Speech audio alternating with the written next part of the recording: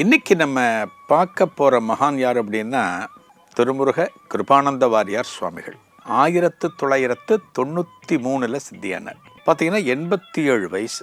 இவர் வாழ்ந்த காலத்தில், சொற்பொழிவாற்றிய காலத்தில் பக்தர்கள் அத்தனை பேரையும் ஒரு கட்டுக்குள்ளே கொண்டு வந்து ஒரு பாகவதத்தை, ராமாயணத்தை, மகாபாரதத்தை, திருப்புகழ, கந்த புராணத்தை, இன்னும் என்னென்ன இலக்கியங்கள் இருக்கின்றனவோ அத்தனையையும் நமக்கு அப்படியே ஜூஸ் மாதிரி கொடுத்தார்.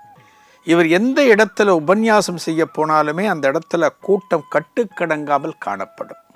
அந்த கூட்டத்தில் இருக்கிறவங்கள பார்த்தீங்க அப்படின்னா கிட்டத்தட்ட ஒரு 70-80% படிக்காத ஜனங்கள்.